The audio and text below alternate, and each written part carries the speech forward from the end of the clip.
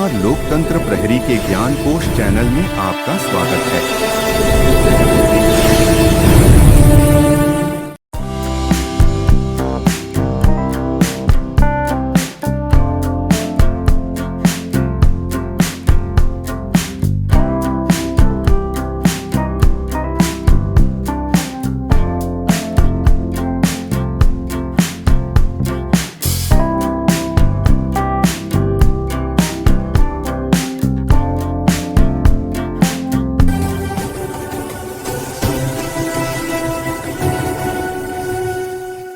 नमस्कार, लोकतंत्र प्रहरी के ज्ञानकोश चैनल में आपका स्वागत है।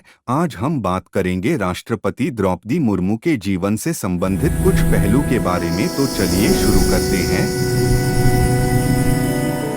दोस्तों, कहते हैं कि इंसान अगर खुद पर विश्वास रखे तो जीवन में किसी भी मुकाम को हासिल कर सकता है, और इसका सबूत दिया है भारत की नई राष्ट्रपति के रूप में चुनी गई द्रौपदी मुर्मू ने। 21 जुलाई 2022 के दिन द्रौपदी मुर्मू को भारत की पहली आदिवासी और दूसरी महिला राष्ट्रपति के रूप में चुना गया है, और उनके नाम के घोषणा होते ही देश भर में एक नए सुनहरे अक्षरों में नाम लिखा गया। आदिवासी समुदाय से निकलकर राष्ट्रपति जैसे सबसे ऊंचे पद पर जाकर बैठना वाकई किसी सपने के पूरे होने जैसा लगता है। लेकिन दोस्तों, इस मुकाम तक पहुंचने के लिए द्रौपदी मुर्मू जी ने जीवन में बहुत कुछ खोने के बाद भी अडिग रहने का प्रमाण दिया।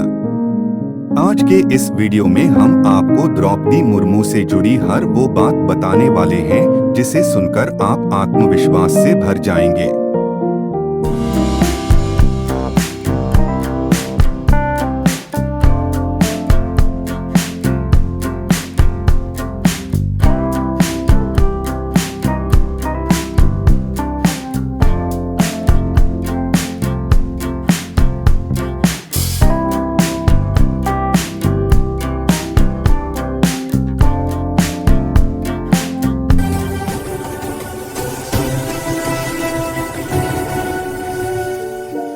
द्रौपदी मुर्मू का जन्म आजाद भारत में हुआ है, यानी वो देश की पहली ऐसी राष्ट्रपति हैं जिनका जन्म आजाद भारत में हुआ। इसके पहले सिर्फ नरेंद्र मोदी जी ऐसे प्रधानमंत्री बने थे जो आजाद भारत में जन्मे हैं। राष्ट्रपति द्रौपदी मुर्मू आदिवासी परिवार में 20 जून 1958 को जन्मी थी। उनका जन्म उड़ीसा के राय रंगपुर के एक छोटे से कस्बे बैदापोसी के पास मयूरगंज में हुआ। उनके पिता का नाम बिराची नारायण टूडू था। उनके पिता को पंचायती राज सिस्टम के तहत सरपंच भी चुना गया था। आदिवासी जाति में जन्मी द्रौपदी एक पिछड़े इलाके और एक पिछड़े वर्ग से थी, लेकिन फिर भी उनका मन कुछ अलग करने के लिए सपने बुन रहा था, और कुछ उन्हें अलग करना था। उन्हें कुछ बनना था। आदिवासी जाति को हक दिलवाने थे। बाकी लोगों की तरह आम जिंदगी नहीं जीनी थी। इन्हीं सपनों के साथ राष्ट्रपति द्रौपदी मुर्मू बड़ी होने लगी, और देखते ही देखते उन्होंने अपनी पढ़ाई पूरी कर ली। जानकारी के लिए आपको बता दें कि राष्ट्रपति द्रौपदी मुर्मू ने बैचलर्स डिग्री की हुई है। उन्होंने आर्ट्स में रामादेवी विमेंस कॉलेज से अपनी बैचलर्स डिग्री पूरी की। अपनी पढ़ाई खत्म होते ही उन्होंने क्लर्क के रूप में सिंचाई विभाग में नौकरी करना शुरू कर दिया। कुछ टाइम तक वहां काम करने के बाद उनकी शादी कर दी गई। जिनसे उनकी शादी हुई वो एक सरकारी नौकरी किया करते थे। उनके पति श्याम चरण मुर्मू सरकारी बैंक में नौकरी किया करते थे। जिंदगी अपनी रफ्तार से आगे बढ़ने लगी, और द्रौपदी मुर्मू अब 3 बच्चों की मां भी बन गई, जहां उनके 2 बेटे और एक प्यारी सी बेटी हुई। घर बार और बच्चों की जिम्मेदारी तो द्रौपदी जी बखूबी निभा रही थी। इसके साथ साथ ही उन्होंने राजनीति की तरफ भी रुख किया। इसी के चलते उन्होंने साल 1997 में पहली बार भारतीय जनता पार्टी को ज्वाइन किया, और राय रंगपुर नगर पंचायत की तरफ से वार्ड की पार्षद चुनी गई। इस दिन के बाद से उन्होंने पीछे मुड़कर फिर कभी नहीं देखा। जिंदगी आगे बढ़ने लगी और इसी के साथ साथ उनका राजनीतिक सफर भी आगे बढ़ने लगा। द्रौपदी मुर्मू को 2 बार उड़ीसा का विधायक भी चुना गया, जिसमें 2000 से लेकर 2004 तक वो सरकार में राज्य मंत्री के तौर पर कार्यरत रही। सब कुछ अच्छा चल रहा था। राष्ट्रपति द्रौपदी मुर्मू एक अडिग नेता के रूप में खुद को साबित कर रही थी कि अचानक उनका बुरा समय शुरू हो गया और फिर साल 2009 में राष्ट्रपति द्रौपदी मुर्मू ने सिर्फ 25 साल की उम्र में ही अपने बेटे को खो दिया। किसी मां के लिए अपने बच्चे की मौत से बड़ा दुख दूसरा कोई नहीं हो सकता। राष्ट्रपति द्रौपदी मुर्मू इस दुख पीड़ा को सहन नहीं कर सकी और देखते ही देखते वो डिप्रेशन में जा पहुंची। लेकिन कहते हैं कि समय हर घाव पर मरहम लगा देता है और द्रौपदी जी के साथ भी यही हुआ।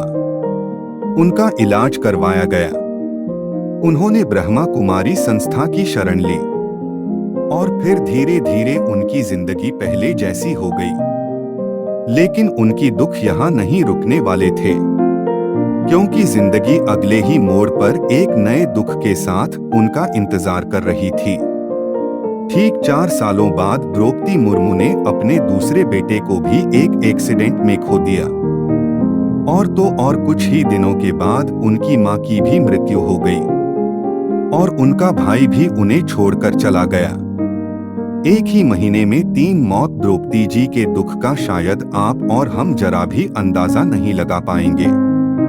इस सदमे ने उन्हें ऐसा तोड़ा कि उन्होंने हर उम्मीद छोड़ दी और फिर अगले ही साल यानी कि साल 2014 में द्रौपदी मुर्मू के पति भी उन्हें छोड़कर भगवान के पास चले गए। कहते हैं जब इंसान के पास खोने के लिए कुछ नहीं बचता तो वो और भी निखर कर सामने आता है। द्रौपदी मुर्मू के साथ भी ठीक यही हुआ। अब उनकी बेटी और वो ही अपने 6 कमरों के मकान में रहने लगे। द्रौपदी जी योग करने लगी, भगवान की शरण में रहने लगी और अपने राजनीतिक कार्यों को ईमानदारी के साथ फिर से निभाने लगी। समय का पहिया घूमने लगा और अगले ही साल यानी साल 2015 में द्रौपदी मुर्मू जी को झारखंड के पहली महिला गवर्नर के रूप में चुना गया और यहाँ से शुरुआत हुई उनके एक नए जीवन की, जिसमें जिम्मेदारियां अब और भी ज्यादा बढ़ने वाली थी।